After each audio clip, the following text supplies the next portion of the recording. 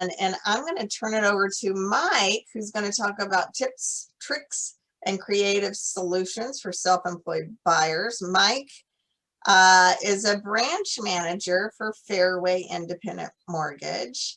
And I was looking at his signature block. It says you can actually close transactions in as little as 10 days. So that's pretty impressive. Sure.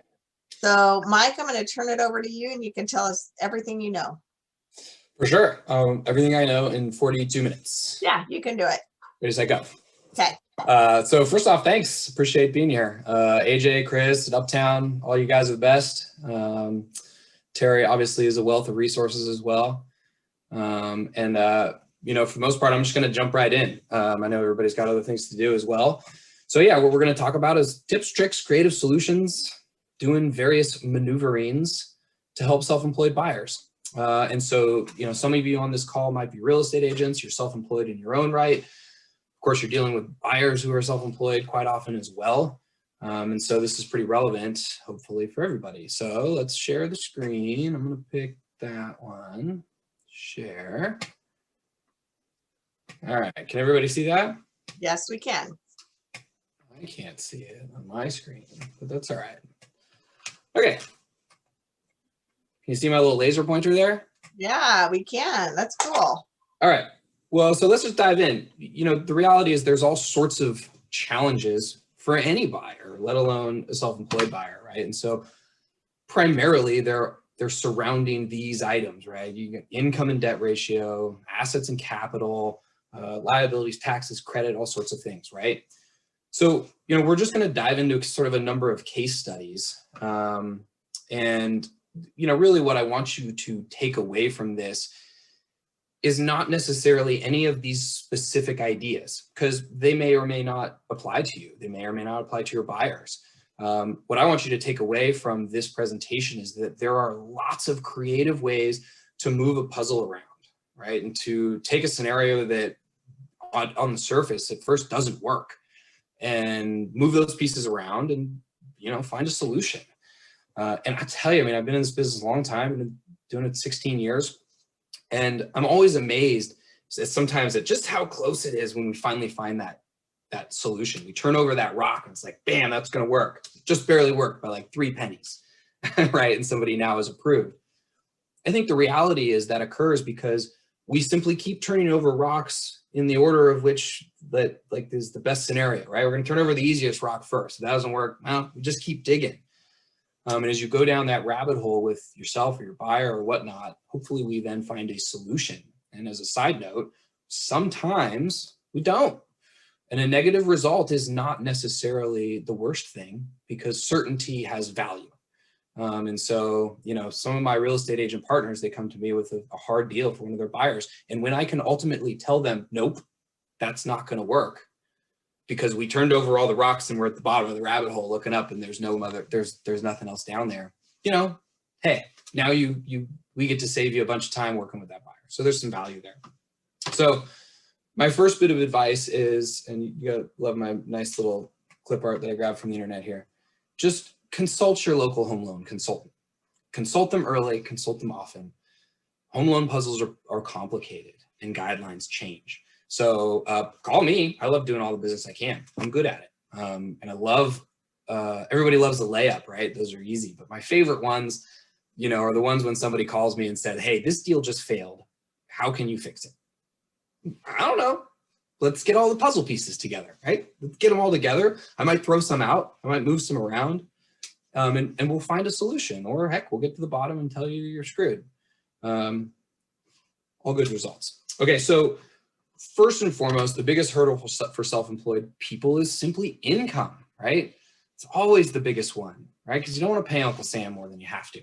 It's your deadbeat uncle, right? He's been squeezing you for years.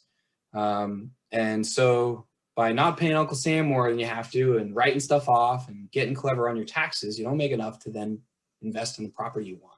So first and foremost, we're going to talk about debt ratio. So just a quick definition here. Hopefully most of you know what this is. If you don't, simple. Total liabilities compared to total monthly income. Generally speaking, for Fannie Mae and Freddie Mac conventional loans, we can go up to 45% of that number. As a side note, that's not always the case. Sometimes it's lower, sometimes it's higher. Jumbo is going to limit you to 43. FHA, I can take up to 50 oftentimes. Heck, I got a VA loan going right now with a 65% debt ratio. So again, consult your local home loan consultant on your specific scenario. But then let's dive into an actual specific kind of real world example, right? And we're going to use this example a bunch in this presentation, right? So let's just go through it real quick.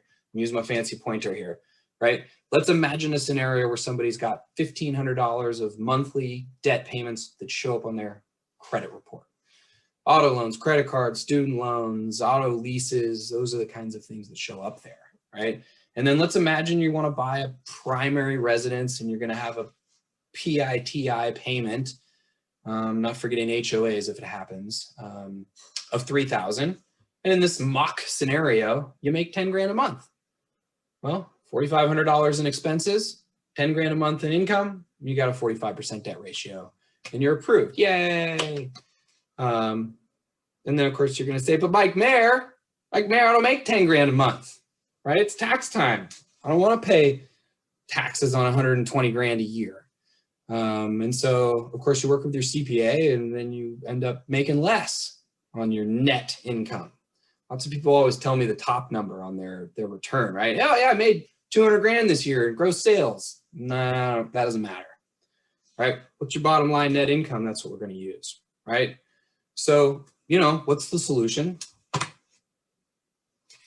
Make more money. All right, I appreciate you guys coming to my TED Talk. That's all I've got for you today, and I hope you enjoyed it. And good luck with the making of the more money. Super simple as that, right? Solves all the problems. But Mike Mayer, I can't make more money. What am I going to do? I'm self-employed. I just been self-employed a year and you can't use any of that income. Well, get a job, right? Go get a real job. Of course, they say real. Of course, we all have real jobs. We're all self-employed, working harder than everybody else. But sometimes that doesn't equate into actual real qualifying income when it comes to mortgage guidelines. But just as an example, I've got a client just recently. He was actually a pastor at a church for 20 years. Great guy, super great public speaker. He ended up then getting into business consulting. But he'd only been at it a year. He was doing great, made probably 150 grand his first year, but I couldn't use any of that income because he has only been self-employed for a year. In this particular scenario, right, one of his main clients probably represented 80% of that income that he earned. Simply hired him as a W-2 employee. They were talking about doing it anyway. And they simply put him on the payroll, right? I got a pay stub. I did a verification of employment. Now all of a sudden he's not self-employed anymore. And we used that income to qualify and he bought his house. Lives just down the road. So there's an option, right? And of course, you know, Mike Mayer, we can't get a job. I don't know what to do. Well, we're going to start then moving some puzzle pieces around. And so the first one to move around is debt, right? That's the easiest puzzle piece to move when we're talking about that debt ratio, right? So, you know, we're kind of going back to that scenario, 45% debt ratio. Let's go to the next slide. What debt? That's not mine. I've never seen that debt in my life. That's somebody else's, right? So let's move one of those puzzle pieces, right? Let's just move it off the board. I don't even want that puzzle piece. I'm throwing it out. And so here's an idea. Let's play a little shell game, right? Enlist a friend, family member. Let's just imagine a scenario where you got a vehicle and it's got a $500 a month payment and that's screwing up your debt ratio. Get rid of it, you know, sell it to a friend, sell it to your brother. He can go get an auto loan. They're easy to get, they're cheap, rates are super good. Right now, you don't own that vehicle. You don't have that $500 a month debt anymore. And now potentially you qualify. I went ahead and put down the actual Freddie Mac guideline here. Terry will send out the slides if you want to read through mortgage guidelines. And it talks about why we can do this and what documentation we need to make it happen. Right. So now let's go back to that same scenario. Right. And let's imagine you've done this. You've sold this vehicle and you've eliminated $500 of debt. And now you only got $1,000 of payments showing up in your credit report. You can do this during the transaction. You don't even have to do it until you get in a contract. Well, now you only need to make $88.89 a month to qualify for that scenario. It's still kind of a big number. And so what other puzzle pieces do we have, right? Well, the easiest one, again, is just this one, right? What's going on with this $1,000 a month in debt that's showing up on the credit report? Maybe it's credit cards, maybe it's an auto lease. And so my next bit of advice for all of you self-employed buyers out there is, if you're not doing it already, just log in today and change all your auto pays to come out of your business account. And this assumes you're sole proprietor, you have 100% access to those funds. Obviously, if you're working for a corporation, you're part owner, this is a little more complicated, but not really. Just set up a different business account where your income from that business that you're part owner of goes into. Now, all of a sudden, all the expenses from that business go out of that business account. There are some guidelines with this that are important, and so I've actually put them all down here, right? You have got to pay those debts out of your business account for 12 months. This isn't going to help you 3 months from now if you haven't already been doing it. But if you have been, and if we can then identify the line items on your tax return that represent those debt, usually just the interest associated with the debt, we get to simply exclude it from your debt ratio. And so now all of a sudden, now this number becomes zero, right? A few minutes ago, it was 1,500, and now it's zero. So that's a good strategy. I really like this one. As a side note, this slide is going to come up a couple of times during this presentation. I am not allowed to give tax advice. This is me giving you advice on mortgage guidelines. So certainly consult your tax professional about paying those funds out of your business account.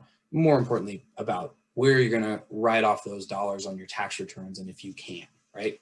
I can't give you that part of the advice. Talk to your CPA. Hopefully you got a good one, and good luck with that, right? So let's see, back to that same slide, and let's just examine this debt ratio, right?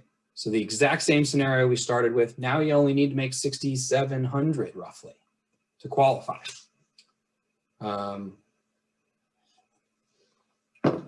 So we're starting to chip away at this. But this is a really good strategy.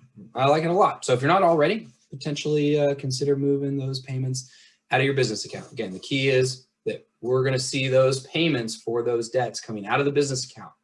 You're going to have to show me 12 months of bank statements from your personal account, 12 months of bank statements from the business account, right? And I'm going to match up those payments. I guess when I said personal account, I meant like the credit account, like the auto loan statement, the credit card statement. I need to match up every single one of those payments for 12 months to show that it's coming out of your business account.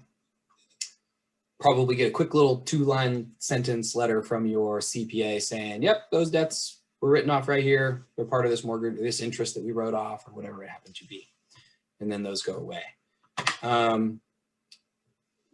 So I'm going to come back to this slide with a new graphic, which is just consult your local home loan consultant early and often. Because the next example I want to go through with you is something that we used to do all the time and is now not an option. We have a workaround for it, which I will then also get to, right? And so again, there's always creative solutions, there's always workarounds. But if you're relying on a particular conversation you had with your home loan consultant 6 months ago, and you were, especially in these kinds of scenarios, we're getting out of the box, right? You're getting a little squirrely on some stuff, right? And you're pushing the envelope. These things can change. So stay in touch with your home loan consultant. Again, I'm happy to be that person. Holler at me. I'm good at it. But if you got one, use that person. It's great. And hopefully they're local, hopefully they're experienced, and they're going to know how to deal with all these puzzle pieces and move them around. So real quick, then I want to dive into this scenario that now doesn't work, and I'll tell you why, and then I'll tell you how to fix it. But let's switch our brain around in terms of the scenario that we were imagining, right? We were imagining you're going to buy a primary residence, you got a $3,000 a month payment, right? Well, now in this new scenario, let's imagine you're not buying a primary residence, but you're buying an investment property, right? Let's call it a fourplex.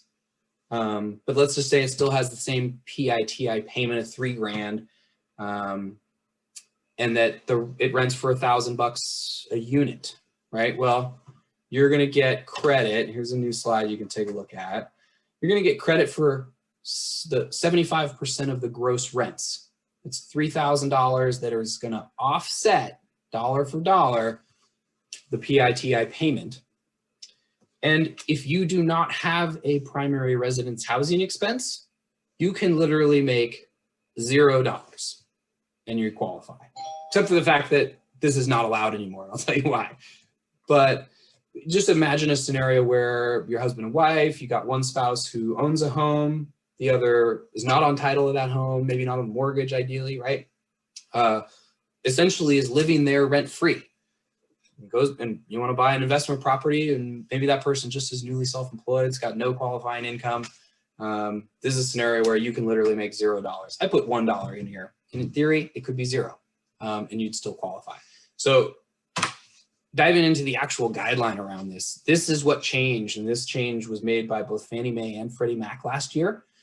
And it basically says that if you don't have a primary residence housing expense, now this says either owns a primary residence, but right here it says, or has a current housing expense. If that's a no, you simply cannot use the rental income from the subject property.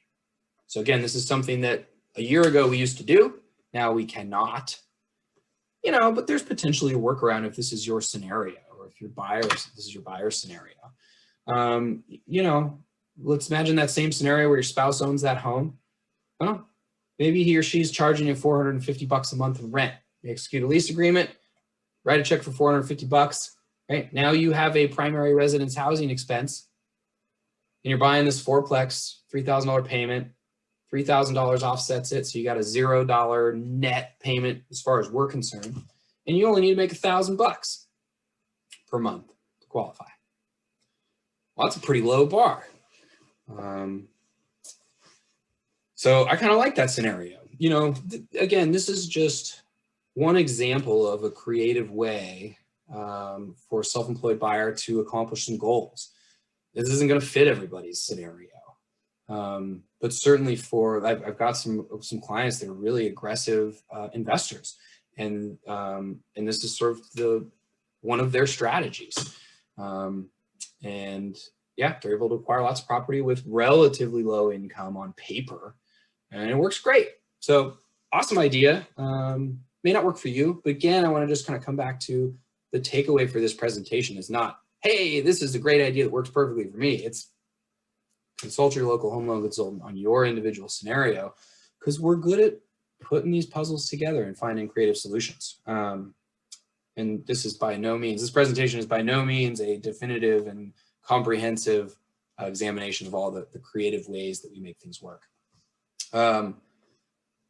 So let's tweak that scenario again a little bit, right? And sort of continue diving down the rabbit hole. Let's imagine now you're buying that same fourplex, but instead this time you're going to live in one of the units. So this is a term called house hacking. I'm sure lots of you are familiar with it. I think it's a fantastic way for people to build wealth, to build their real estate empire, especially to get started. And it's the idea of simply buying a multifamily property as your owner-occupied residence. So if you're going to live in one of the units, the mortgage guidelines are a little different, but they're still favorable and more favorable than just buying a single-family residence, right? So we're going to do a quick little case study, right? Let's imagine you're going to go buy a fourplex and use FHA financing. As a side note, you can buy up to a fourplex with 3.5% down. That's just fantastic, right? So one of the biggest hurdles for anybody, even self-employed borrowers, especially self-employed borrowers, is capital. And to go buy an investment property, you typically need 25% down. So you want to live in one of the units, FHA, 3.5% down. Up to a fourplex, I think the FHA loan limit's almost $1 million. I want to say it's $995. Somebody can fact check me on that. It's pretty close though. So let's just do this quick analysis on this scenario. As a side note, there used to be a conventional program through Freddie Mac called Home Possible, where if you were under a particular income limit, you could buy a fourplex with 5% down and have all the benefits of conventional financing, which was really amazing. And that went away last year also, just towards the end of the last year in the fourth quarter. Really great program. That was a really cool niche and it's gone. So again, consult your local home loan consultant early and often. All right, but let's dive into this scenario. FHA, $600,000 fourplex. Put 21 grand down, you owe 579. FHA is going to charge you this upfront mortgage insurance premium. Bam, you actually owe 589. Rates are real good on FHA right now. Let's say they're 2.49. As a side note, this is not me giving anybody a loan estimate. I don't have an APR or any of the compliance stuff on here. This is just an example. And quite frankly, that was the good rate last week. We're probably more at like 2.625 now. The rates went up a little bit this week. Anyway, all 4 parts of your payment, boom, boom, boom, and it adds up to $33.17 for a 4-plex, right? And so let's jump to a quick new slide here where we show you kind of the return on investment. Here's your payment. Let's imagine the rents on those other 3 units are $3,000. Your net payment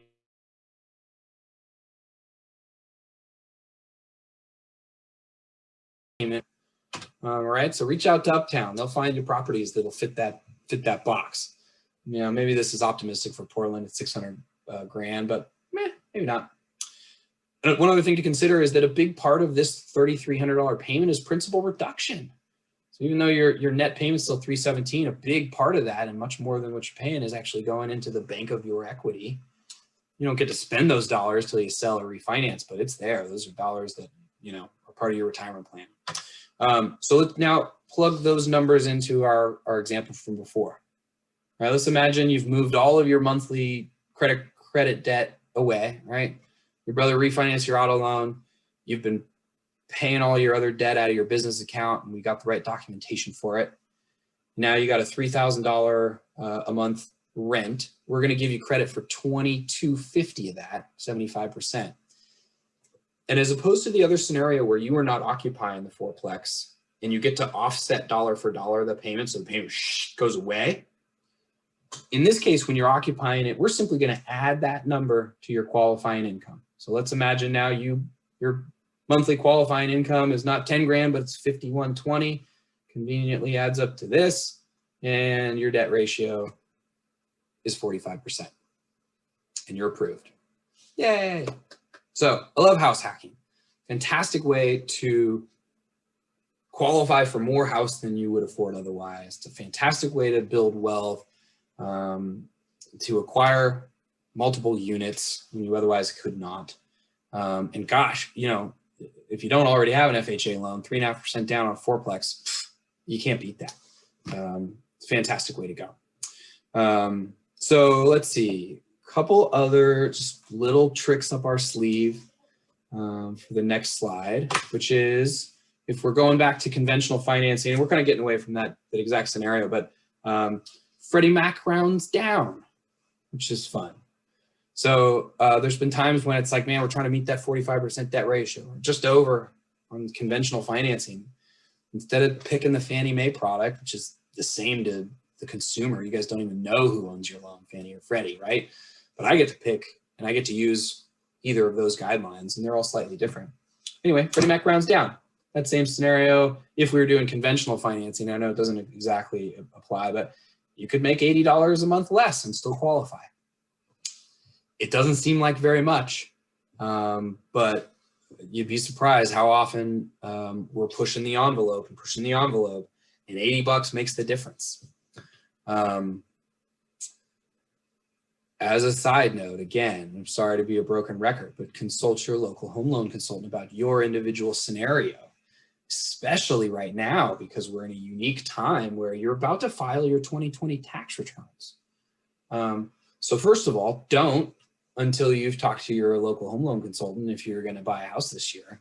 And when you're ready to file those returns, send them a rough draft first. Because there's a few slides later, I'll show you just some very simple little things. Of course, I'm not allowed to give tax advice, but I can explain the mortgage underwriting guidelines about what to do and where, if a particular number is in this box right here, it's favorable for you and it doesn't change your tax liability. Right, so there's lots of simple things like that that we can give you advice on. And what a really wonderful opportunity when it comes to be tax time, right? You want to buy a house in a couple of months, have a unique opportunity to either not file your 2020 returns because maybe they won't be as favorable, or potentially hurry up and file them quick because they will be favorable. And so, yeah, do a rough draft, send them to your local home loan consultant and review it. So next section is just a whole new topic. And these are really powerful tools, right? Non-occupant co-borrowers, which is a mouthful. Cosigners, which is basically the same thing. And gifts from heaven, or grandma. It's oftentimes grandma. So these are really powerful tools we can use. I'm talking to a self-employed buyer and we know his income's low and debt ratio is going to be an issue. It's one of the first questions I ask. Does anybody come to mind who would act as a cosigner for you? Now, I always say cosigner because it's easier. I don't like saying non-occupant co-borrower, but most of the time it's actually non-occupant co-borrower. That just means the person takes title. And oftentimes they want to do that. But if they don't, we just simply call them a cosigner. And Fannie Mae and Freddie Mac will allow that.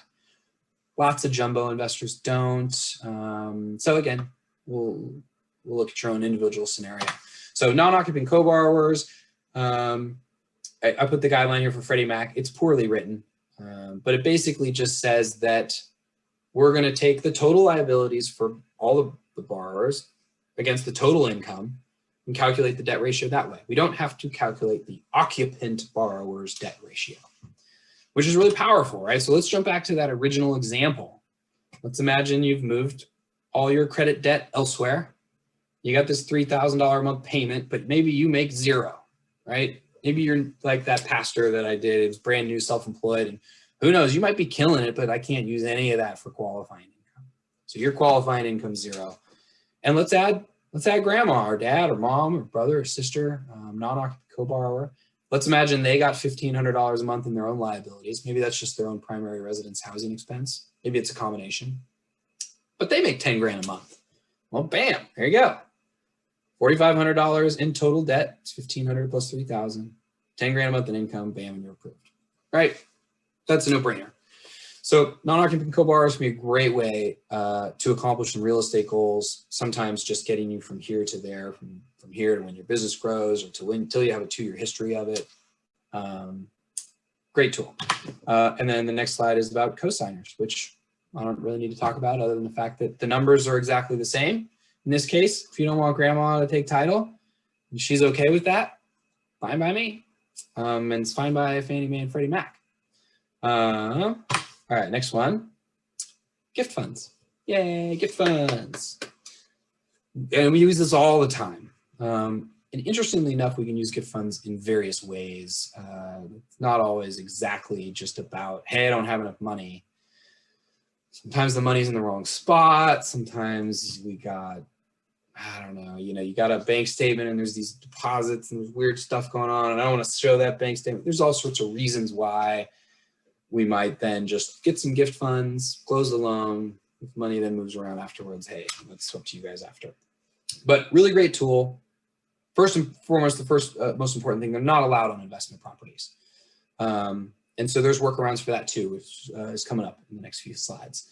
Great way to pay off debt to qualify, right? Let's say you haven't been making your debt payments out of your business account for 12 months, but you need to get rid of that debt to qualify. Well, I've had plenty of scenarios where, yeah, you get a gift from a family member, you wipe out all that debt, you buy the home, and then whatever happens after that is up to you, right? If sometimes that person rings that debt back up to pay the gift back. Of course, it does have to be a gift if your intent has for it to be a gift.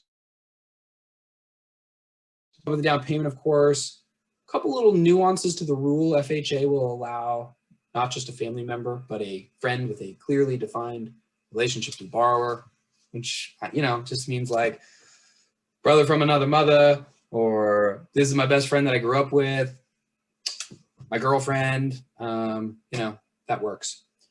As a side note, if you're doing conventional financing and let's say the gift funds want to come from a friend, well, they can't come from a friend. And so, have your friend give those funds to grandma and then have grandma gift you those funds. We don't actually care where grandma got the funds, right? Friend gives the funds to grandma. Grandma wires the funds directly to title, so I don't need to see the donor's bank statement. And you're all set, right? So again, just another example of little tweaks and little workarounds where it's like, oh, that doesn't work. But hey, here's another idea that's going to work just fine. We're full of good ideas. And I'm not going to say there's always ways, but I do say that all the time. There's always ways until there isn't, until we've turned over all the rocks and there's no more ways left. But lots of times there's ways to figure stuff out and just get creative and find a solution. So let's circle back to gift funds on investment properties. So one workaround on that, because they are not allowed, is to make them instead secured borrowed funds. So again, this isn't going to work for everybody because they have to be secured against an asset. Most of that time, that is a different property, piece of land, something that's a tangible asset that can be encumbered. And so, yeah, you're trying to buy an investment property and you need funds, you don't have enough, but grandma's got 100 grand for you. She can't give it to you, but she can loan it to you if you secured it against, if you secure it against an asset. And so in this scenario, right, execute a note with grandma, say, grandma, I'll pay you 0% interest for 30 years, no monthly payments are due, as long as there's no monthly payments due for that 30-year term of the mortgage. I think actually the guidelines are even less than that. I don't even have to include that payment in your debt ratio. The only inconvenience here is you actually got a recorded deed of trust pointing to the note that, of course, you'll write up on a napkin if you want. You know, I owe grandma 100 grand at 0%. We'll pay her back in 30 years. Now you got your 100 grand from an acceptable source. You're off and running. So yeah, lots of creative solutions. Again, that's only going to work if you got an asset to secure it against. But just know that, yeah, if that doesn't fit your scenario, maybe there's another thing that we can discover that will work for you. So yeah, holler at me. Couple other little tips, right? Personal funds are just simply more accessible when it comes to mortgage underwriting guidelines. So if you know you're going to purchase in a couple of months, and you know, this assumes you're running a sole prop or you're 100% owner of your corporation, just go ahead and move those funds to your personal account and season them, right? Whenever you can show me 2 full months of bank statements, 1, 2, that don't show that deposit, those funds are what's called seasoned, and we don't care where they came from before that. So if you consider moving them over, and then they're not business funds. As a side note, Fannie Mae and Freddie Mac, so conventional financing, are pretty lax about business funds. We're going to do a cash flow analysis. We're going to probably ask your CPA to say that the use of these funds isn't going to negatively impact the business, but we can typically use them. But if you're trying to get into jumbo loans, jumbo financing, business funds are not ideal. Lots of different jumbo investors out there, right? There's probably 10 of them on my correspondent panel. And so some of them accept business funds, some of them don't, some of them accept them with conditions. But lots of times the investor that you want, it's got the best rate, probably isn't going to have the most favorable guideline. So talk to your home loan consultant early, 3 months before you want to purchase, put that plan in place, move those funds if you can. I'm going to bring this slide up again. I'm not giving tax advice. So consult your CPA. Reach out to Uptown, reach out to Terry. They've got great networks of people. I'm sure they know a fantastic CPA and tax preparer that you can talk to. But here's just one small example of something I see all the time. It drives me crazy because it's so simple, doesn't affect your tax liability. And I'm guessing that there are a fair amount of real estate agents on this call. You guys are driving tons of miles. So put a number right here. I think I lost my laser pointer. Let's see. Put a number right here. How many business miles did you drive this year, right? I see returns oftentimes where a real estate agent's driven 30,000 miles in a year. I get to add back 26 cents for every mile that you put right here. And it doesn't affect your tax liability if this is the way that you reconcile how much you're reporting for auto expenses. Again, not allowed to give you that advice. Talk to your tax professional about it. But if you can, put a number in there, eh? And then I've already talked a little bit about this. Consult your home loan consultant. But again, 2020 taxes are due, right? So talk to your home loan consultant now. figure out a plan, work out a rough draft, send them to your tax professional or to your home loan consultant, right, for review before you file them.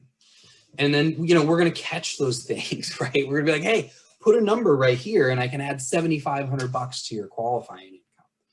Or, maybe we run the income analysis and I say, hey, you can afford now this payment, but you're like, well, I want to afford, that payment a little bit higher. Then you go back to your tax professional and maybe you say, hey, what happens if I don't write off this expense? The IRS doesn't care if you want to pay them more money. I can tell you that. But again, talk to your tax professional. I'm not allowed to give you that advice. Maybe it increases your tax liability a little bit, but if it accomplishes that goal that you're after, it just may be worth it for you. I don't know. It's up to you to decide that. But you're not going to know if you've already filed. You already filed, that ship has sailed. And you can't make any changes, and you can amend the return. But that's not ideal. It takes time. It engenders additional scrutiny. Just get her done right the first time by getting ahead of that. Okay, so we're pushing almost 40 minutes. I'm almost done. I just got a couple of quick little things. It's really just one last tidbit. And this is for presumably the real estate agents in the room. This is just a thought I had the other day, actually a few years ago, but I like it. And basically it has to do with the way people search for homes and the way people price homes, right? We're in this like 999 world. I see lots of homes listed for $599, $499. And I don't know if you want to use this or not, but next time you're at a listing appointment, sometimes these little tidbits when you're talking to that potential seller can make a difference. Use it or not, no big deal. But here's my idea: is people don't search for homes from like, $275 to $299, right? You go to Zillow or Redfin or RMLS, you're searching on those even numbers: $275 to $300, $300 to $325. And the key is this number and this number are the same. And so, if you're a buyer and you're searching right here, your $299 listing is going to come up. If you're a buyer and you're searching right here, it's not going to come up. So, is there more value in listing in a $299 because it's a more specific number and you're going to get smaller increments above that? I don't know. Or do you want to simply have more buyers see that property when you're searching, right? Because if you list it for $300, potentially twice as many people are going to see that listing when you're searching. Practically speaking, it's not going to be twice as many, but some percentage more are going to see it. So I just threw that in at the end, just to make sure I met 40 minutes. And I think I did that a little quicker than I even had planned in my run through. So I nailed it. Try not to be too long-winded there. So I'll tell you, I'm going to just kind of leave you with the final thing, which is, the broken record again. Consult your home loan consultant early and often. Put a plan in place and let's move some puzzle pieces around and throw some out the window and find a way to make things work. So I'm going to try to unshare my screen here. Mike, thank you. First of all, I appreciate all of your knowledge and experience going into this presentation. We do typically open it up for questions afterwards. So if there is any questions, feel free to throw them in the Q&A box and we'll have Mike take a crack at them. Yeah, happy to answer questions. Am I still sharing the screen here? Yes. Yes. Let's see. I think it finally works. Now, Should be good to go now. Okay. Yeah, happy to stick around and answer whatever questions anybody may have. If you got specific questions on your scenario or any particular buyers you may have, fire them up. Happy to chat. Okay, I have a question right off the bat. In the initial example, when you were talking about a self-employed borrower, I want to say they were like you went through the 10 grand, 8 grand, 6 grand scenario.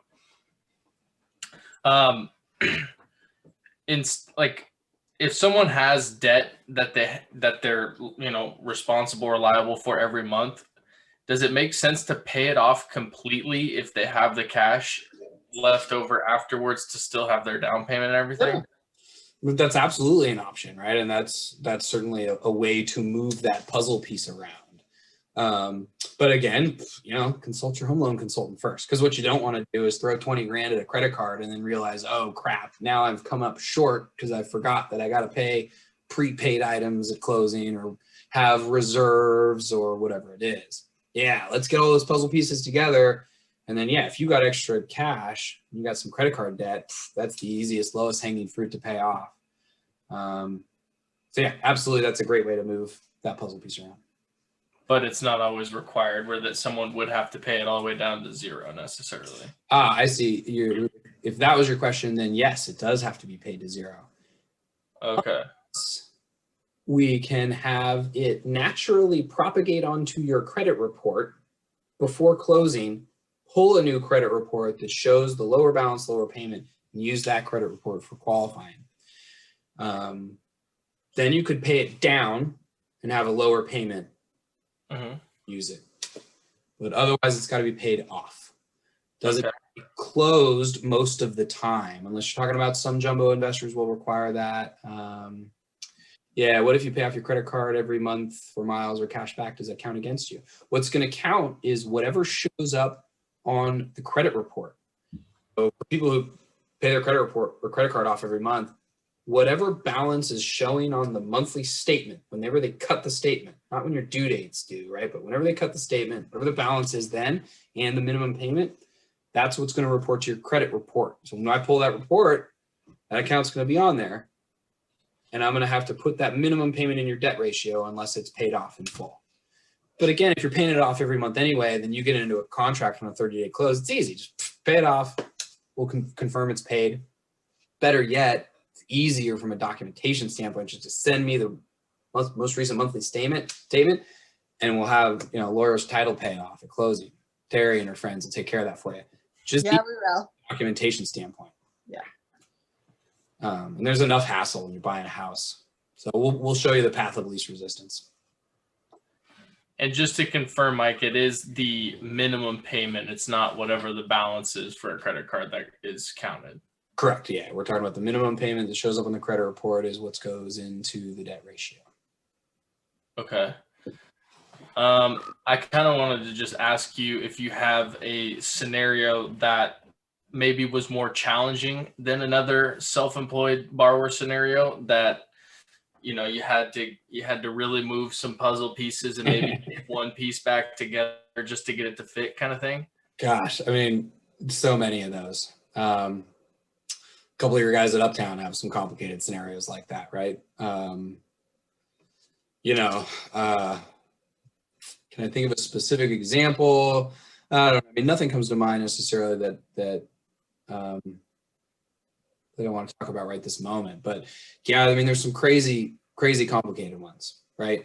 Some are so complicated they just simply can't get it done anywhere else. They keep coming back to us, and it's like, hey, nobody else can do this. They can't figure it out. So, Mike, I have a question Lots too. of puzzle pieces.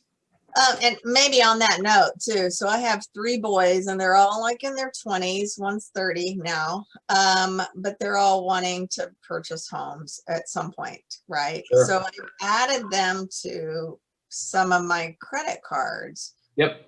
In order to help build their credit, because they really just did not have much. Yep. What It's are a fun your way to start. Okay. So when you're talking maybe about what kind of complications, maybe that's a way, especially if you have kids or your best friend maybe that may not have a lot of great credit, right? Is that a good Sure. way to do that? It's a fine way to build credit. Now, some of the credit reporting algorithms, the credit bureaus, they're starting to not put as much weight on what's called an authorized user account.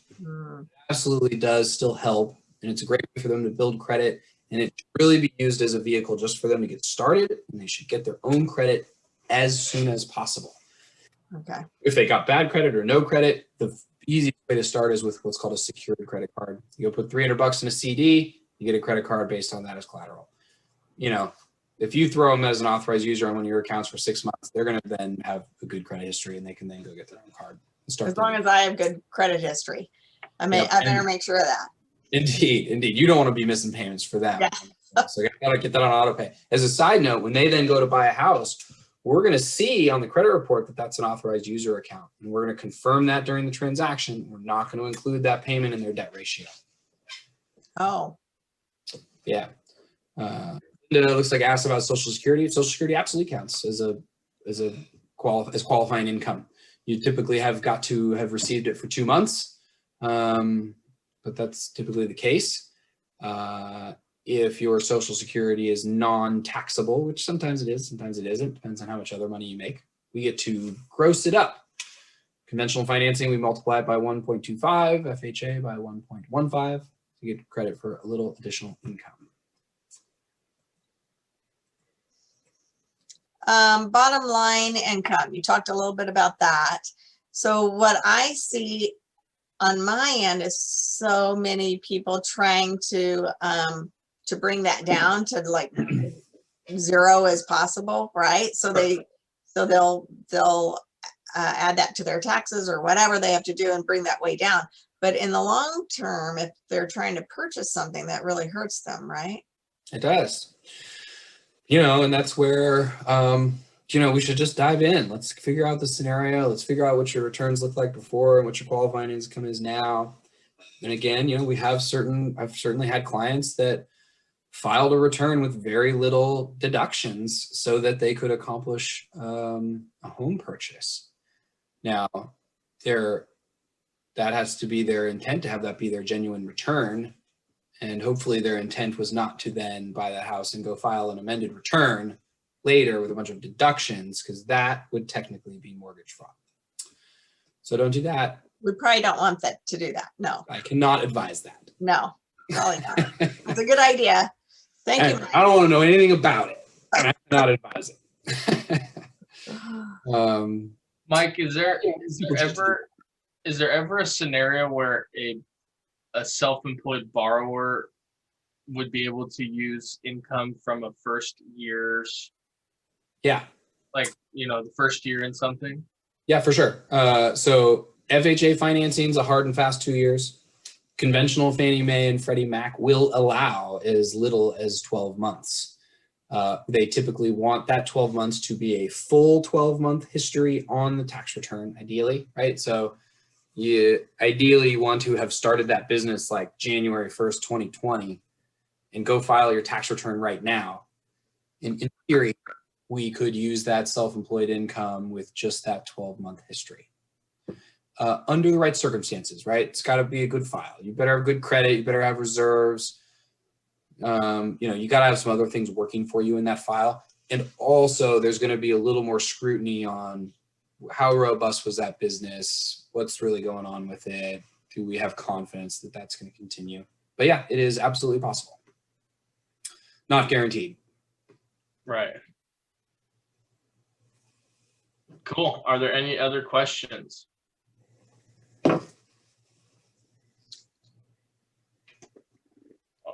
Nope. All right. I'm going to say too, I want to do a shout out if that's okay. So Fiona Parsons is on here. She got me into real estate like over 20 years ago. So thanks for being here. We've got Marianne Blanchard at the beach. So it's really nice that we have people so far away. Heather Brown was on here. She's my neighbor behind me.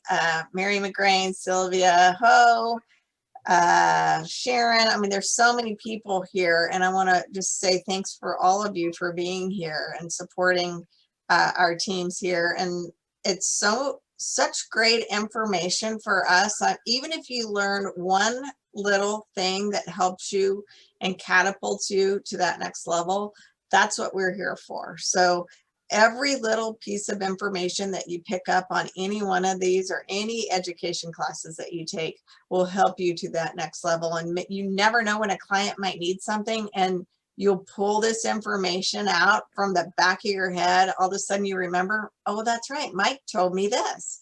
I better give him a call because he might know more how to handle this situation. So call early, call often. Call early, call often. Okay. I'll call you tomorrow morning. So,